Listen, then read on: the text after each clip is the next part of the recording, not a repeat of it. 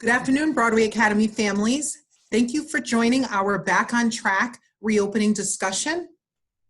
Before I get started, I'm going to take a moment and have Mr. Stoner, one of our assistant principals, introduce himself. Good morning. Thank you for joining us. Or I guess good afternoon now. If you have any questions, please feel free to put those in the Q&A section located on your screen. Type those in and we'll do our best to answer those live as we move along. Also, if you'd like to, you may email myself or Ms. Rollins, and I'll be checking my email, doing my best to answer those as promptly as possible.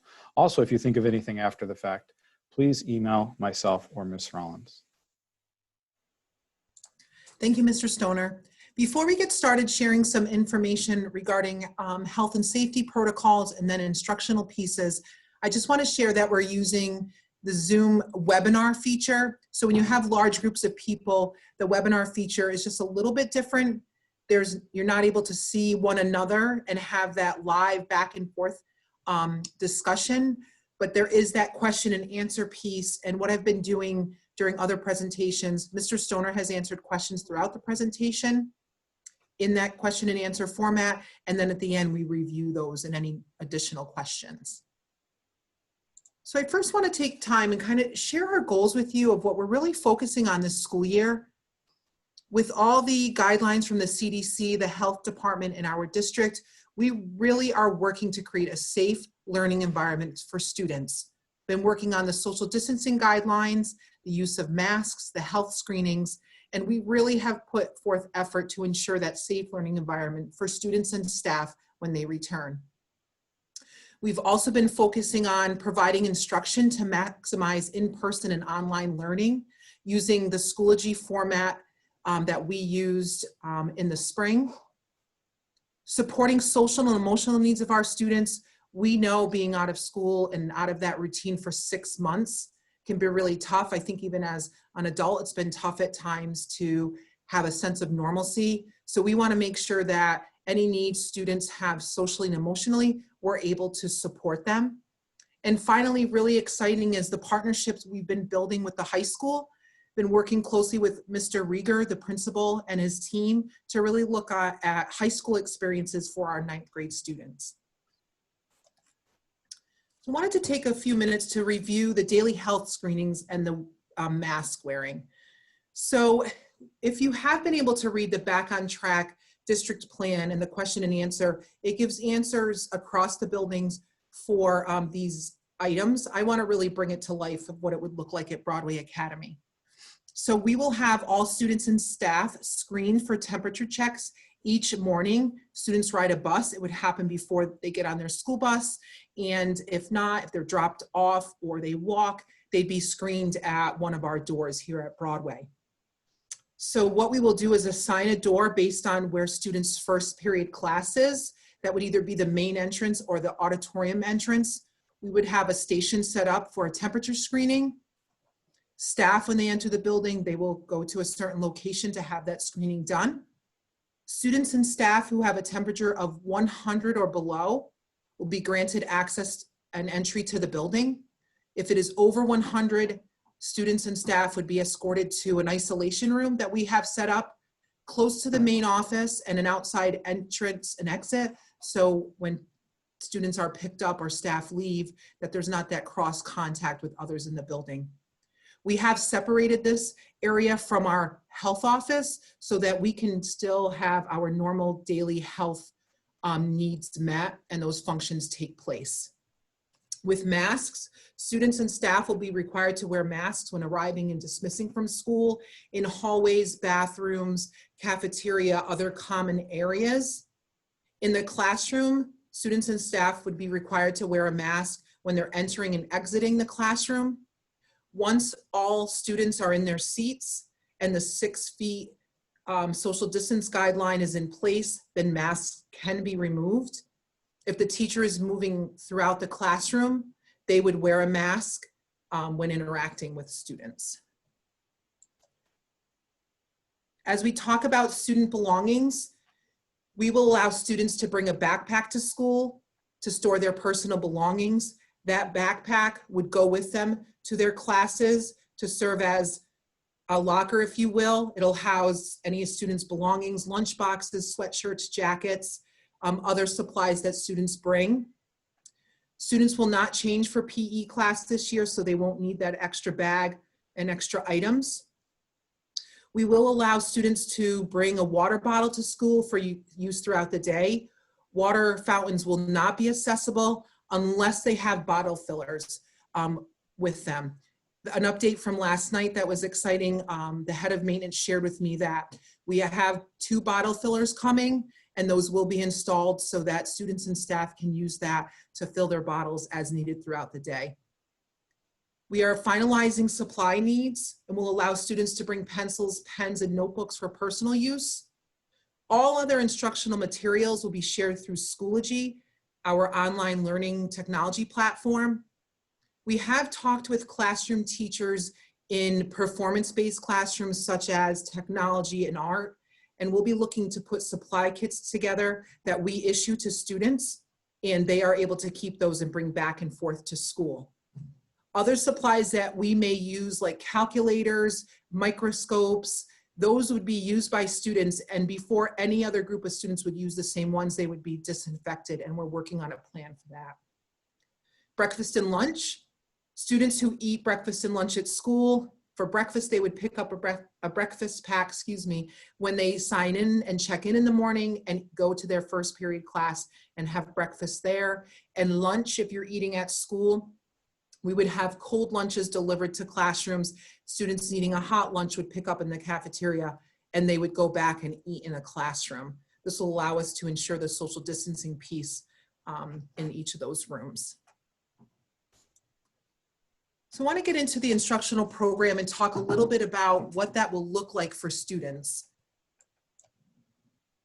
So if you filled out the survey for instructional choice or had time to read our district level plan, you're aware that students who chose the hybrid model for instruction would be put into a group A or a group B, with group A attending in-person instruction on Mondays and Tuesdays, followed by online Wednesday, Thursday, Friday, and group B having the online Monday, Tuesday, Wednesday, and the in-person instruction on Thursday and Friday. We would use Schoology for all instruction, whether it's in person or online. And students who chose the full virtual online model would have classes online Monday through Friday. We are currently working on those cohort groups, putting students in group A or B based on course selections in high school. We'll finalize those over the next days and weeks and have those available to parents once ready. Those schedules will include online and in-person times, so parents and students are aware when their classes will take place. When we think about special education programming, we are following all guidelines under FAPE and providing that free, appropriate public education for students with disabilities.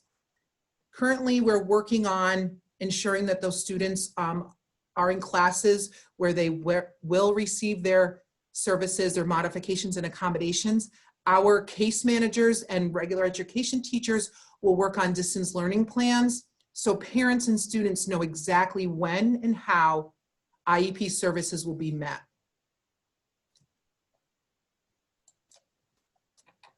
As we work on cohorting and scheduling students, we're looking at spaces in our building that we can maximize the space and also create pods, if you will, of students that would stay together so we can do that contact tracing more with pods of students.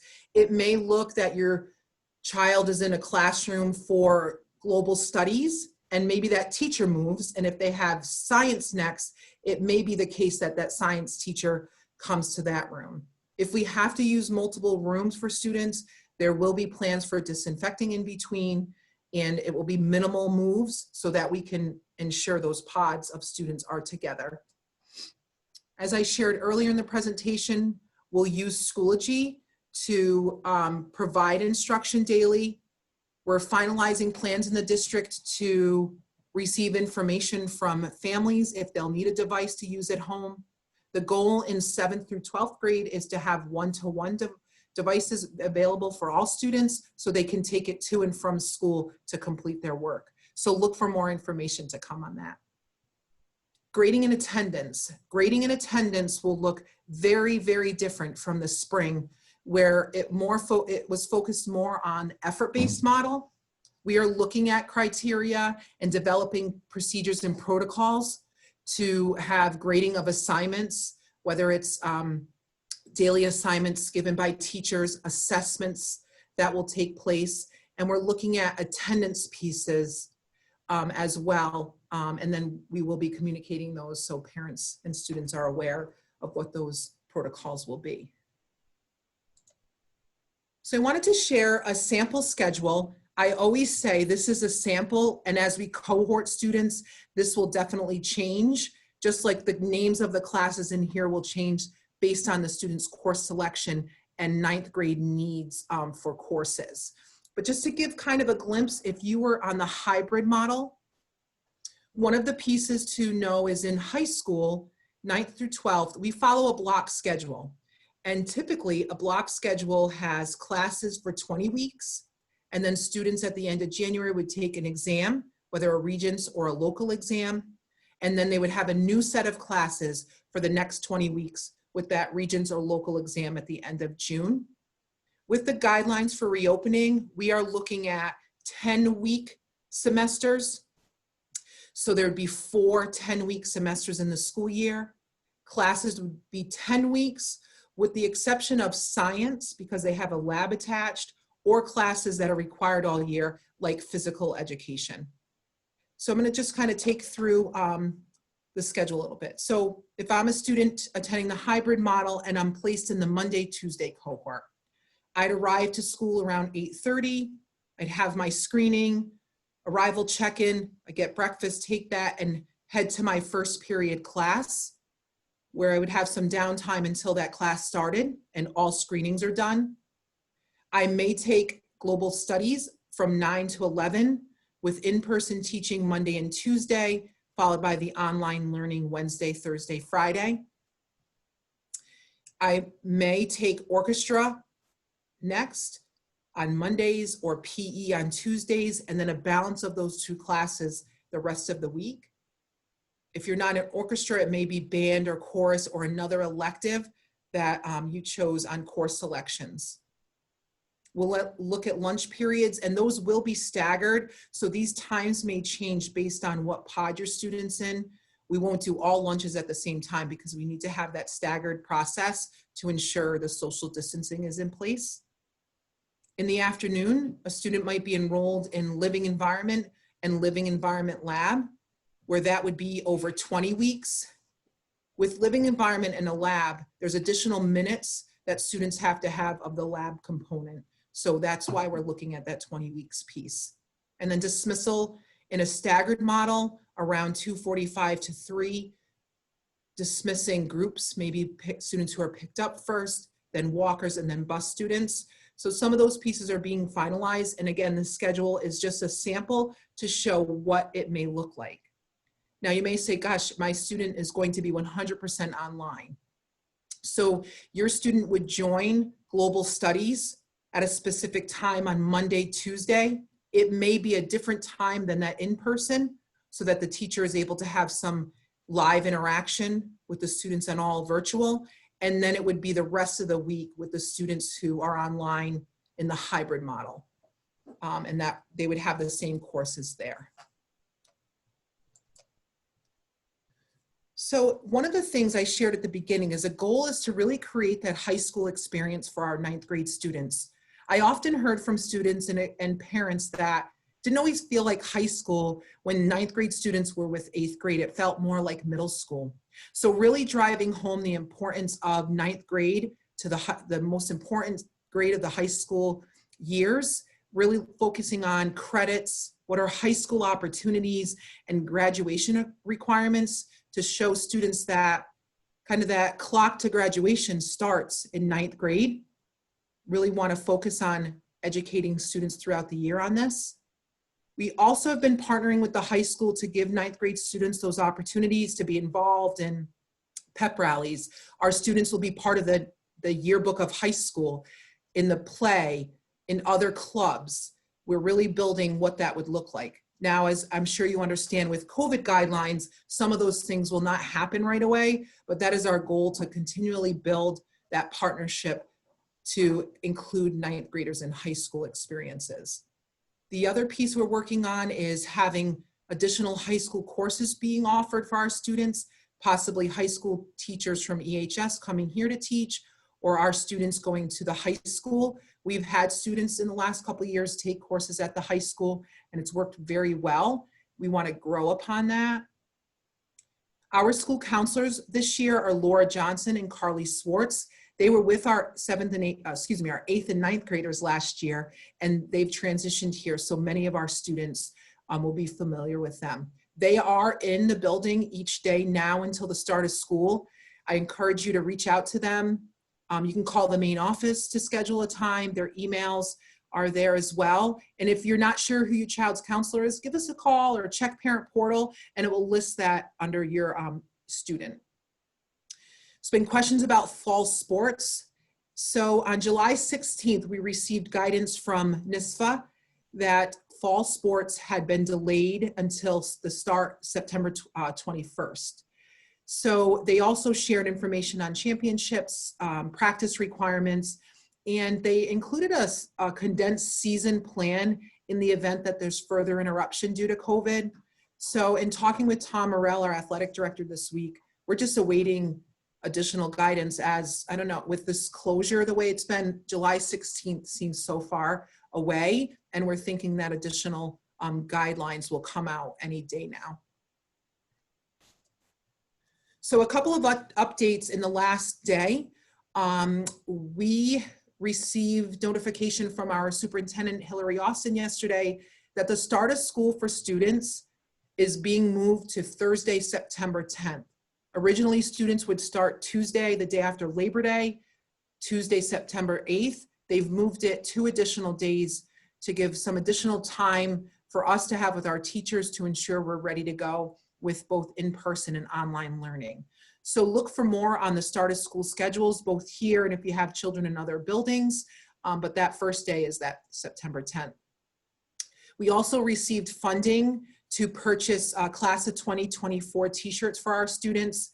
If you've had children in the high school or our own experiences in high school, often each grade level has a color that they're assigned or they pick, and through pep rallies and other days they wear their grade level shirt as kind of a little competition. So ours will be this greenish color, and we have funding for that. So I'll be putting out an email with a link. You can use a link, you can email me, or even call the school. I'll put directions. We're collecting student sizes. So if you want to email me, or there'll be a link that I share out, please use that to give us that information, and then we'll get those ordered and ready for students.